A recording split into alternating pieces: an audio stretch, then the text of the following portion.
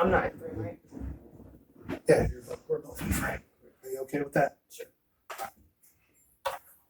All right. You want to start question one again? Okay, so there's some questions that I'm gonna end up skipping, so if I pause or whatever. That's fine. Well, I mean, if nobody really knows you, we can go through all these. Like, the first question is your height. I used to be 5'9.5", and I somehow grew to 5'11" in recent times. What is your shoe size? Used to be 10.5, now I'm up 10.5 wide, and I'm up to 11 double wide. What age are you mistaken for?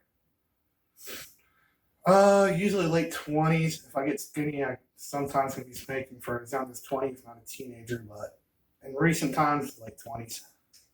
Do you have any tattoos? No tattoos. Do you want any tattoos? Undecided. Do you have any piercings? No piercings. Do you want any piercings? No. Who is your best friend? That's hard to say. You've been somebody that's been there for me. It's arguably between you.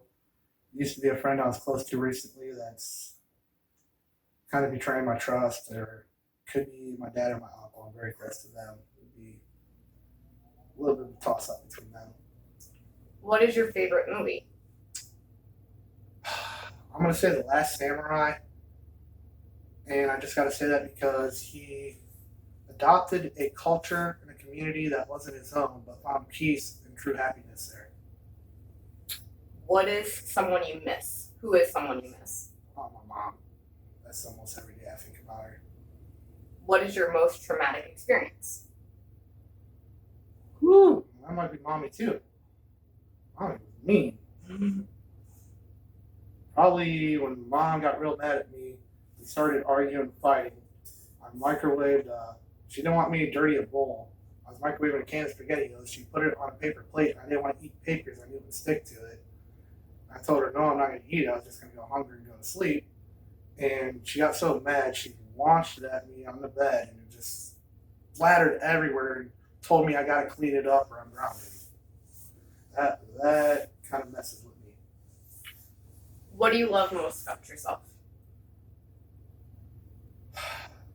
Even though I'm not the greatest at it, and sometimes it can take me years to get there, I always seem to find a way just to forgive people, realize people are people. We all have bad and good, and it's like I have ability just to remember the good times and the positive. What do you want as a future career? In recent times, I've been thinking about that a lot. I'm thinking about going to college again and getting some type of degree with, be able to be a therapist or a counselor. And I also want to start on the side as a novelist or an author. Do you have any siblings? I have one. We share the same mother, different dad. I haven't talked to him in a long, long, long time. What is your relationship with your parent? My relationship with my dad, we butt heads a lot. To be had. Seems like most parents and kids do that. But honestly, we stay in touch, and he's always got my back. He's always there to rescue me in hard times. And good relationship. It's a good relationship. What are some things that aggravate you the most? Dishonesty, manipulation,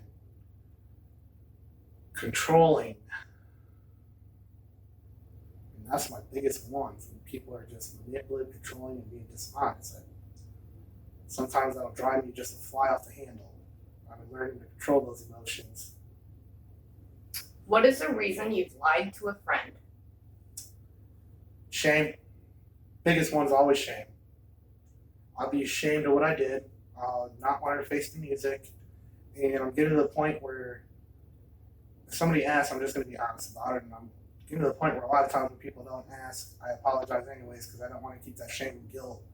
It almost feels like something just churning in your gut that kind of just seems negative to my health, my spirit. And shame is the biggest reason I ever lie to anyone. Would you lie to save a friendship? Yes. I would want to come honest at a time, and I'll try to wait for the right time. What word or words upset you the most?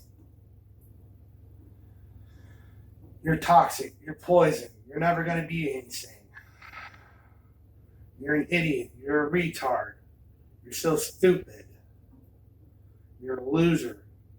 You'll never amount to anything. I already said that. Just words that just put people down. What word or words make you feel the best about yourself? I've had a handful of people in my life that look at me as I operate so much differently than most people. It's like some beautiful mind type stuff. And they'll always be like, Chris, you're a genius. Chris, you can do anything you put your mind to. Chris, you're smarter than what you realize. Chris, you have so much potential. As a side note, it sounds like you don't like being put down, but you like being motivated.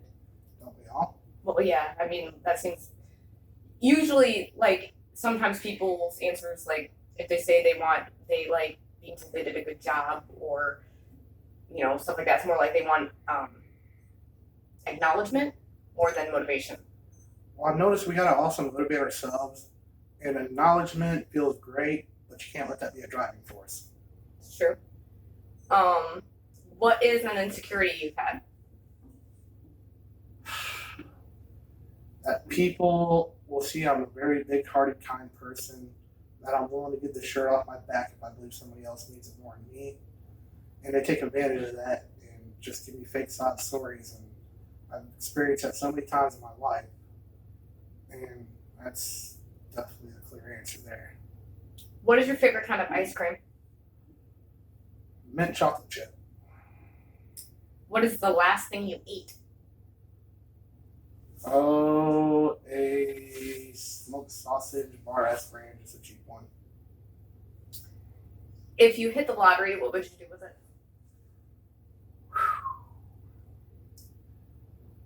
I would probably invest in a couple different properties. I'd probably have properties out of state, places where I can escape to find my peace in my mind. I would look for those that truly deserve help and are needing it.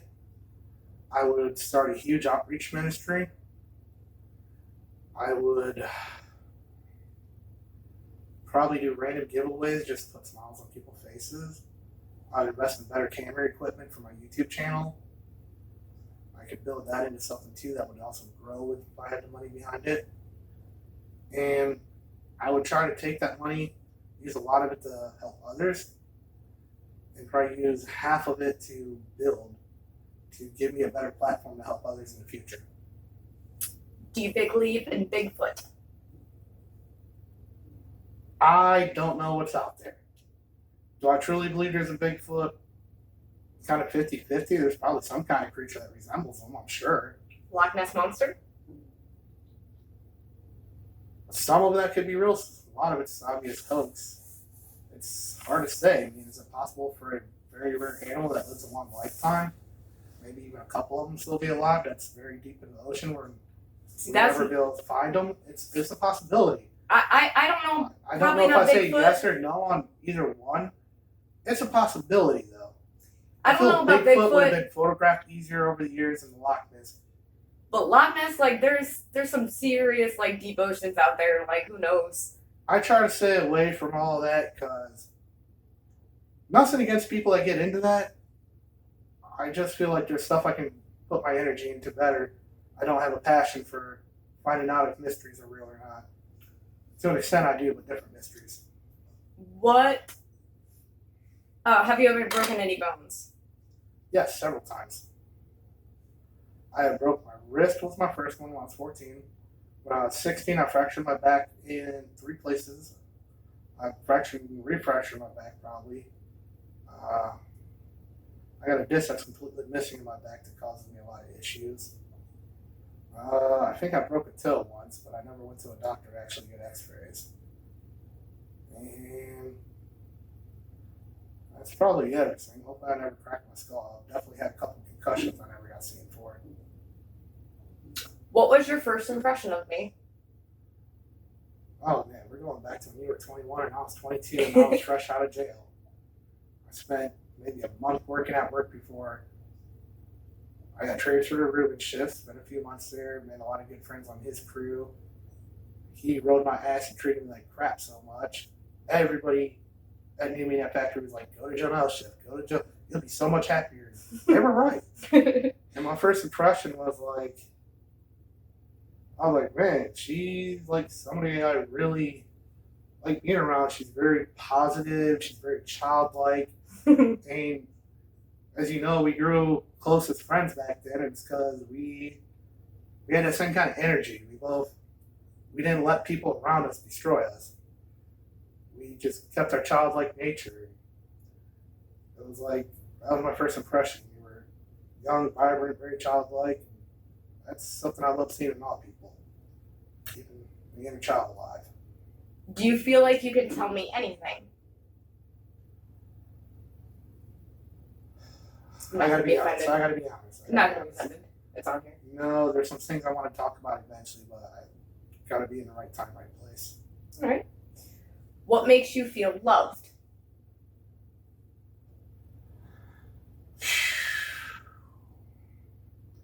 Encouraging words sometimes, but that's not really true love. When somebody's willing to help you, even though they know you made a mistake, they warned you were making a mistake, but they're still there. Hey, I can come help right now. Don't feel bad. It's not a big deal. And that's what really makes me feel loved. Like I've had a lot in my life. Don't have it as much as I used to when I was younger, but like I feel those that we have true love for, and we're willing to sacrifice so much to help them. What word first comes to your mind when you're asked to describe yourself? Oh, I was gonna say poisonous because I've been hearing that so much for years now, but no, I don't feel myself poisonous. I realize I've been a bigot, I've been a smut, I've been a manipulator, and I'm just at a point of healing right now. And it's not even necessarily healing. I feel like I'm growing stronger. I'm putting that old side off. I'm taking all these things that I never saw myself. I used to be one of those I'm a good person type people and not wanting to accept the bad sides. So if you had to put that in one word, what would you do it? What would you put it as? What was the question exactly again? What word first comes to your mind when asked to describe yourself? Strong. Very good. What is your biggest fear right now?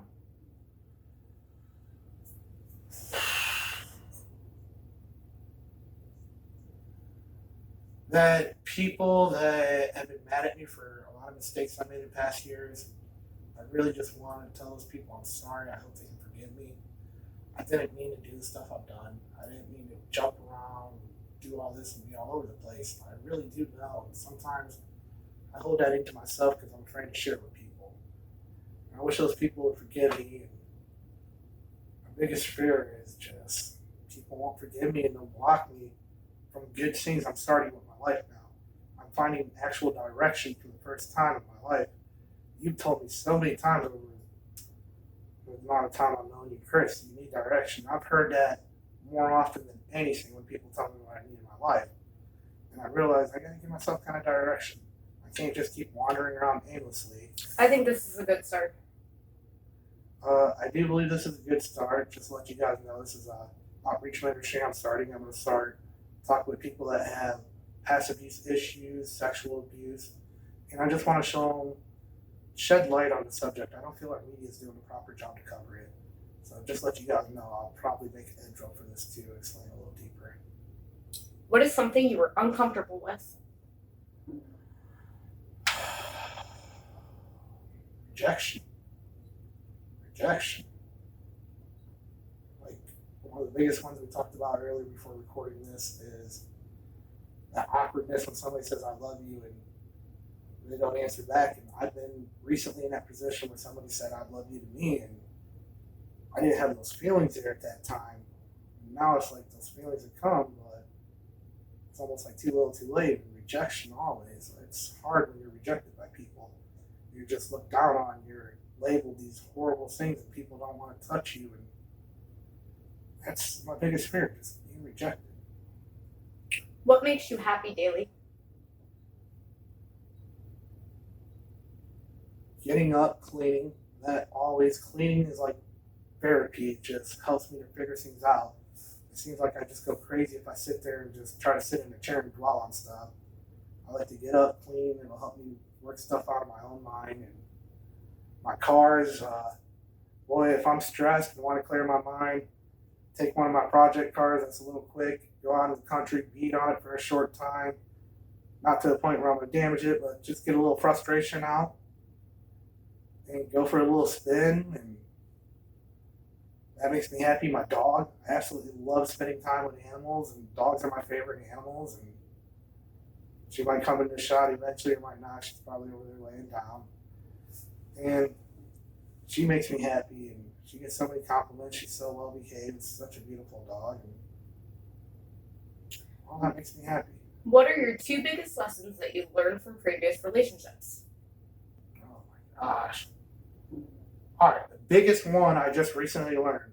Guys, please take this to heart. Don't sleep with them on the first date. Don't make that your goal.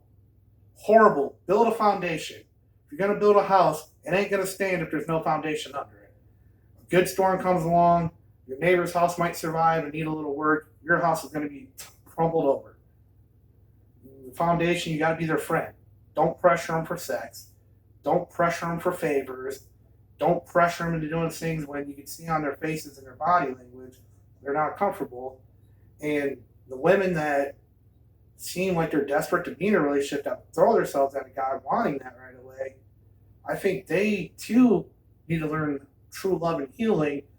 And we need to be stronger and be able to say no, no, and give it time till there's real emotions, real friendship, and build on all that positivity and lay a real foundation. And that's the biggest thing I've learned recently. I've just recently been figuring that one out. The second thing is, don't ever stop treating her right. It's a trap we all fall into. We all at one point probably fell in that. We get comfortable. They're there. They're in our bed with us every night. They're giving us our needs. So we stopped buying them flowers. We stopped doing little random gifts. And I used to remember with my ex, that was one of my favorite things to do. She loved to sketch. So one morning I woke her up with a new sketchbook and sketched that with pencils and all that stuff. And, just study them. As you're building a relationship with a woman, study them. Be their friend first. Don't be so quick to jump into bed and put all those emotions, because if there ain't something behind it, it's going to fail. And if you force it to work for a long time, or if it grows in, good for you. You one of those sex stories, but it seems like everybody that forces that to work out a long time don't ever seem happy when I know couples like that. It's like they learn to tolerate each other so they work out for the long term. What do people overestimate about you?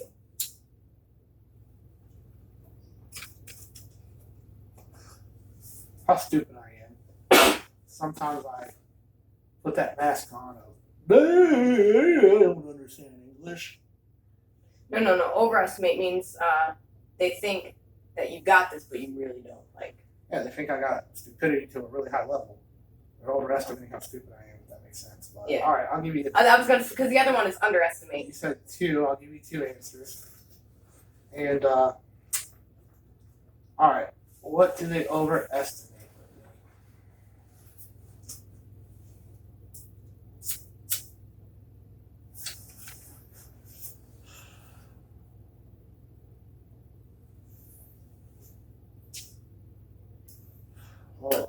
For me, a lot of people overestimate my abilities when, as far as other people, or doing forget I'm disabled. So some things are a lot more challenging than it actually is, and they forget that it's really hard for me, even though it's something that simple.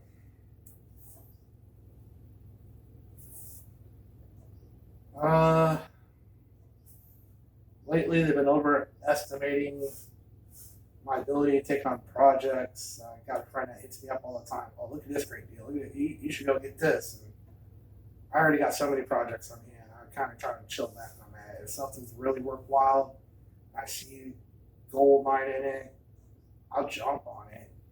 I also got that frugal financial man in me as well. And I will jump on a good opportunity, but I keep too many projects around, and people will always tell me, go get those, it's a good project for you, go get that. I can only do so many projects at once. I got too many laying around. I got to start knocking them out and clearing room to bring in more.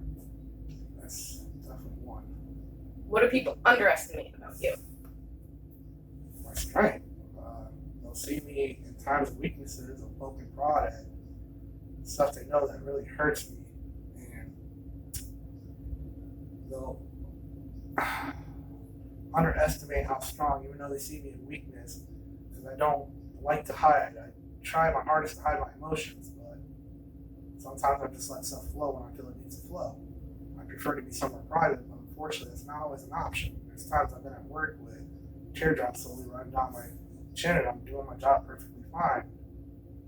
And, sometimes you get lucky and you get one of those really nice, caring people that will ask you, but more often than not, people just don't even want to talk to a person like that.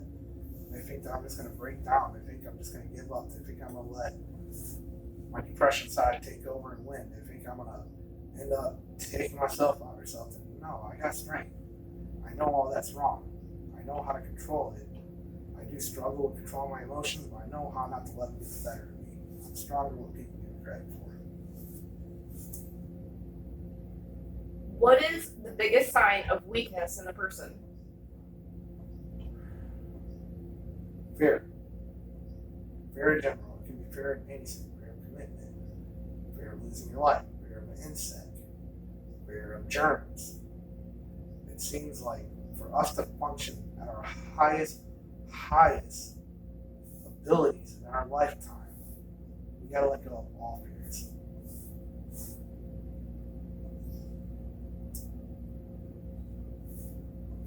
What is something that makes you different than most people?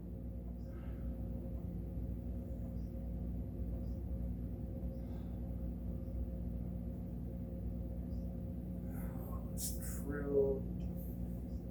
There's times I don't live it up as good as I should, but I feel like I got a good ability not to judge. Sometimes I do get in that little bit of a judgmental state, but I usually come to my senses. I'm very open to anyone's beliefs. I realize that maybe my beliefs aren't the beliefs that everybody's going to need. They work for me. They've always been there. Every time I go and I read scripture and I pray, I'll find an answer. It's like I hear it in my heart. Scripture will speak to me. I'll come up with a plan. But it's like I develop with God alone, put it in motion. It doesn't always end up how I picture it's going to end up, but there's always amazing work that comes out of it. What's something that you tried really hard to like, but just couldn't? I don't know. I've learned to let everything grow on me. Trying to eat insects was a little weird at first. Fried worms are actually pretty delicious on pizza. I haven't had them since I was a kid, but they're pretty tasty. Being mean. There we go. That's the answer. People all have been telling me for a long time, Chris, you gotta get mean. You gotta get mean. It's like, I can't. I can let my anger take control on a situation. If it's life or death, I'm gonna let anger drive me. I will hurt somebody. But I just can't be mean. I can't tear somebody down. I can't say mean stuff. I mean, I had done it. You're probably all guilty of that. It's something that I don't think it gets very far in the long run. Exactly. It's something that a side of me that's very weak. Do you hold grudges, and if so, how long? I would love to say no, I don't, but that'd be a lie. Honestly, yes, I do. It depends on the situation. Sometimes they work out quicker than others. I believe time is the best remedy for healing. And I try to wait till the time seems right. And I feel it like inside my soul, my spirit, my heart. This is the time to talk about the situation that's been burdening my heart. If you could change one thing about yourself, what would it be?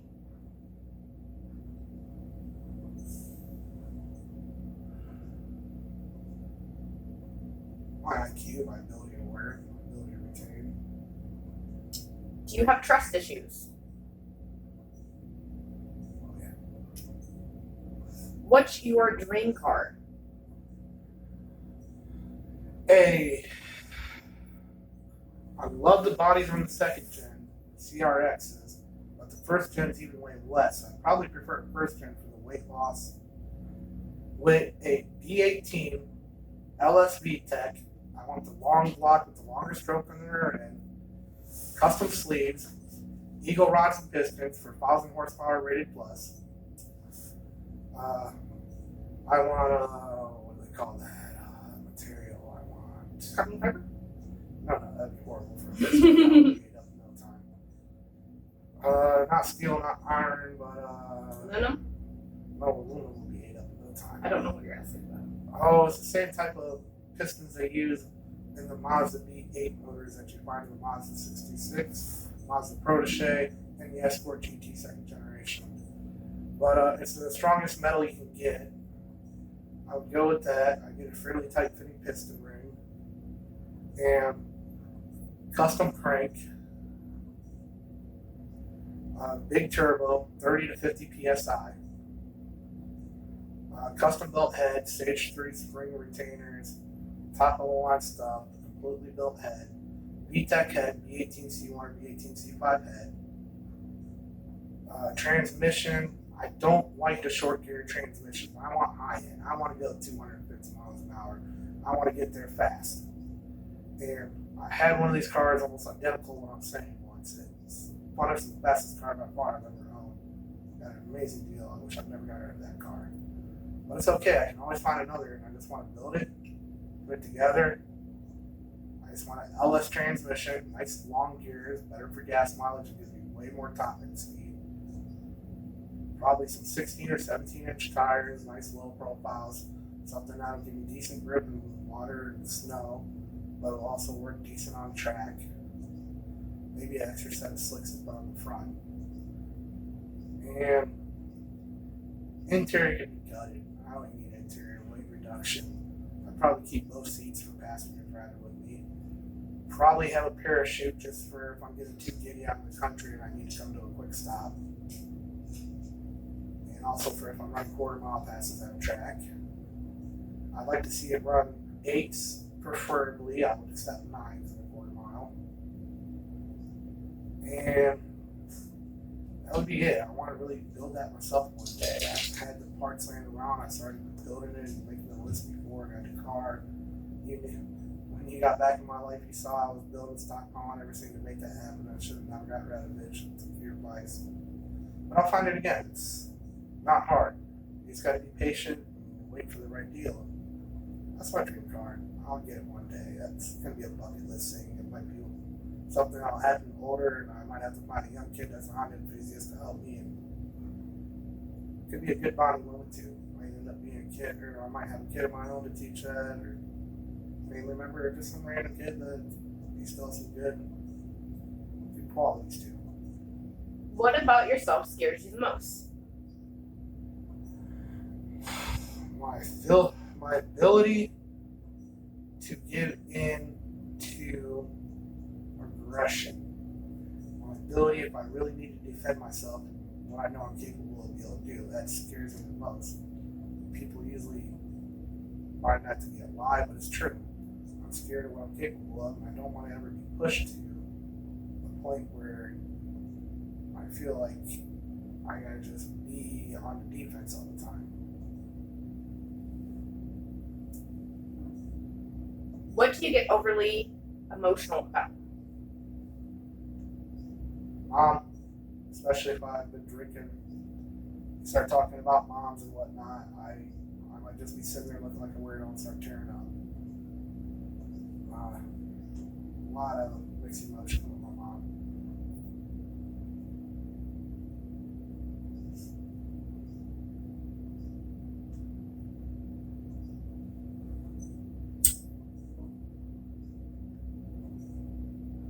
When are you most yourself, like yourself?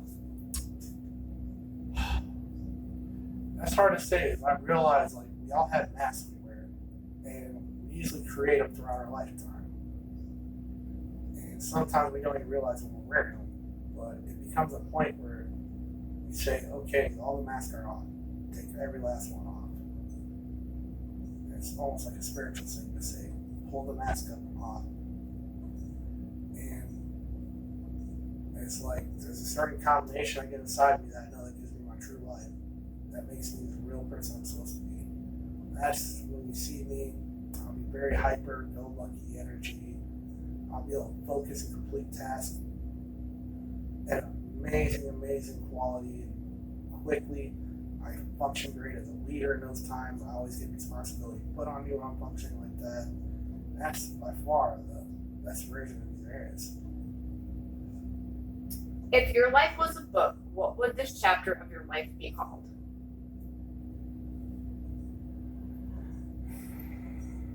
Exiting the Twilight Zone. What would the book be called? One insane, long-lasting trip.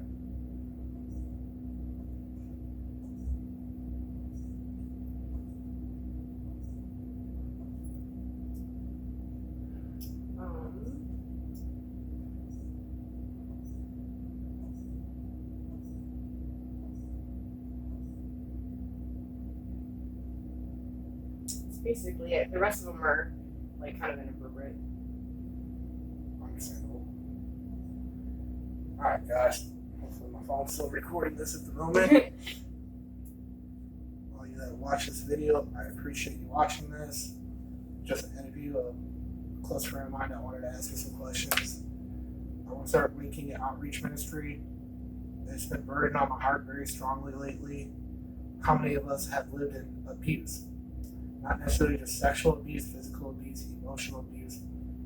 It's really sad when you see a child going down that path of darkness and hardening their heart and shutting down to the point where they don't want to let people in their lives. It's hard. I know there's so many of us out there that have lived through that have recovered from it, have came awakened to it, and have grown from it. We're just constantly working through all that pain, allowing it to no longer hinder us, and we're finding real life. There's a lot of us, though, that go the opposite direction. Lives get ruined from this. It's sad. We don't really know the truth. A lot of people that are close to these people, and they might kill themselves from a drug overdose, suicide. I just want to put a light out there and shine it on this. And it's really on my heart. I hope this will grow. I hope I can grow some subscribers and get a community going. I just want to get a strong community built. Hopefully I can start working on a website. I used to do web programming, and I just want to get a strong community going of support, outreach, share the symptoms we had so others will realize the symptoms that they'll see in children that are going through this.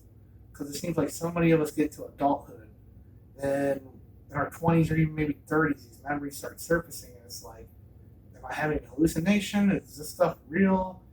Am I imagining it, or does stuff really happen? And I'm struggling myself. I don't really know. A few people have told me in my life they believe I have repressed sexual memories. There's been things that came up, and I'm at that point where it's like I was doubting it, and just locking it away.